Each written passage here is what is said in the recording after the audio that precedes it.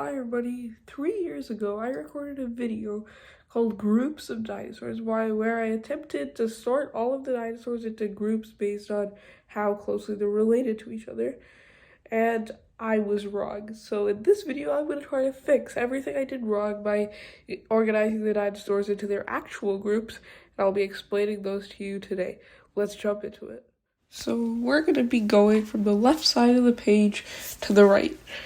And at the very left side, you can see that the first line basically is one group, which is the Dinosauria. Now, this is the group that includes all of the dinosaurs. So anything that is a dinosaur will be part of the Dinosauria, and it will be in one of the two groups, Saurischia or Ornithischia. Now, you can clearly see which one is more diverse, and that's the Ornithischia, so we can go to that one later, just in case this is a little bit confusing for you. I just want to explain this to you throughout this video. So, Saurischia means lizard-hipped, and this just means that all Saurischian dinosaurs' pubises are pointing forward, not backwards. And the Saurischia only has two groups of dinosaurs, which are Theropoda and Sauropodomorpha. Now, these two are very identifiable. You're not going to confuse them with each other or anything. The Theropoda, which are all of the theropods, that's like the T-Rex, Velociraptor, all of those like different sized meat-eating dinosaurs. All of them are in the clade Theropoda. Meanwhile, the clade Sauropodomorpha has all of the long-necked herbivorous dinosaurs. Now, these are the biggest animals to have ever walked on Earth, and some of them are actually not that big either. And now we can make our way to the other side, Ornithischia. This means bird-hipped, which means their pubises are pointing backwards. That's what identifies them into Ornithischia. And while this clade is way more diverse, Saurischia has way more members than Ornithischia, and these names are slightly strange, just because if you don't know, birds are the descendants of dinosaurs. So birds are dinosaurs, but I don't know if you're going to be able to guess which of these two groups they came from. That's right, they came from the clade Theropoda, which is in Saurischia. Lizard-hipped, not bird-hipped. I don't know why. But anyways, the Ornithischia is divided first into two main groups, the Thyreophora and the Neornithischia. The Thyreophora is slightly smaller than the Neornithischia, and this clade includes all of the armored dinosaurs. They have horns, spikes, plates, and just stuff like that. They're very well protected, and they're very heavy. So first, we can talk about the Stegosauria, one of the two groups in Thyreophora.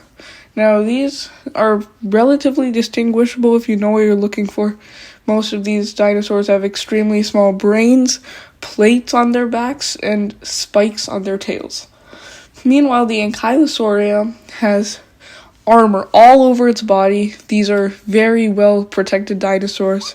In fact, there's actually an ankylosaur called the Euoplocephalus, which literally means well-armored lizard. And they also are known to have bony clubs on their tails. Not that all of them do, but many of the main members of the group do have that.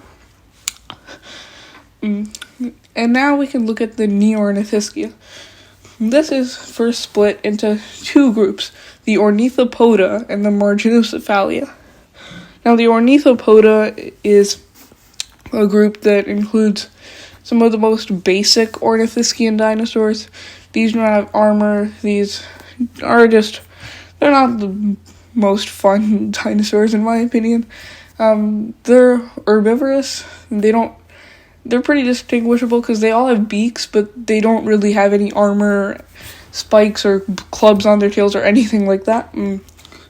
But some of them did get pretty big, and they were probably living from the early Triassic to the late Cretaceous. So they were living all of the Mesozoic era. Meanwhile, the clade Marginocephalia is much more diverse and, in my opinion, way cooler, because it has the ceratopsian and pachycephalosaurian dinosaurs. The ceratopsian dinosaurs are dinosaurs that most of them are not distinguishable from Pachycephalosauria, even though you might think they are. For example, some of the most easily and most popular dinosaurs of this group is the Triceratops, which has horns on its face, and many of the ceratopsians have horns on their face, but not all of them. Even though ceratopsian literally means horned face, it doesn't actually have, not all of them have horns on their face, because some of the early ones are really small, and they just have frills, but no horns coming off of it. Meanwhile, the Pachycephalosaurian dinosaurs are much smaller, but they're known for their bony heads. So, like, they use these for protection. Like, they can just run relatively fast and smash their heads into predators, and they could do some serious damage with that. And now we can go over some of the most popular dinosaurs of each of these groups. All of the dinosaurs do fall into one of these 7 groups that we've discussed so far. And in the theropoda, the biggest dinosaur is the Spinosaurus, and the most popular one is probably the T-Rex, because, that's just the most popular dinosaur there is. Not that it's particularly special, because there's many other large dinosaurs in that group. In the Sauropodomorpha, the most distinguishable, most iconic dinosaurs are the Argentinosaurus, the Brachiosaurus, and because these are huge. Like, the Argentinosaurus may have weighed more than 200,000 pounds, and it was more than 130 feet long. That's crazy. Meanwhile, the Stegosauria, the most popular member of this group, is the Stegosaurus, which is what it's named after. Just because it's the biggest, and there's not a whole lot of other dinosaurs in Stegosauria. Meanwhile, in the Ankylosauria, even though Ankylosaurus is the most popular member of the group, it is not the biggest. Cedarpelta is actually much bigger than the Ankylosaurus by about 5 feet and a few thousand pounds. And it has the same plating and bony tail all across its body. In the Ornithopoda, there are the biggest and smallest ornithischians. The biggest ones are things like the Edmontosaurus and the Shantungosaurus, which reach lengths of 45 to 50 feet and weigh 40,000 pounds. That's extremely heavy, and not that they're as big as the sauropods, but they are the second largest overall group of dinosaurs. Not that they're particularly frightening.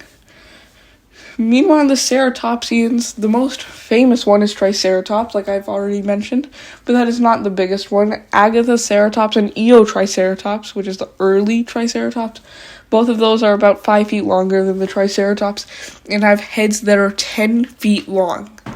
That's crazy. 1/3 of their body length is literally just their head. That's how powerful those horns and their entire head structure is. In the Pachycephalosaurians, the largest one is the most famous one in the group, the Pachycephalosaurus. And even though there is a dinosaur called the Micropachycephalosaurus, it actually does not fall into the Pachycephalosaurian clade. It's a very small dinosaur, but it actually, for some reason, is in the Ceratopsian clade, even though it has a lot of the similar structures as the Pachycephalosaurus and other members of this group, such as Stygimoloch. These are all less than 15 feet long, and they don't even weigh 1,000 pounds, but they are pretty cool still. Anyway, that's all of the groups of dinosaurs. So that's all of the groups of dinosaurs there are. Be sure to like and subscribe, and I hope to see you next time, and I hope you enjoyed this video. Bye!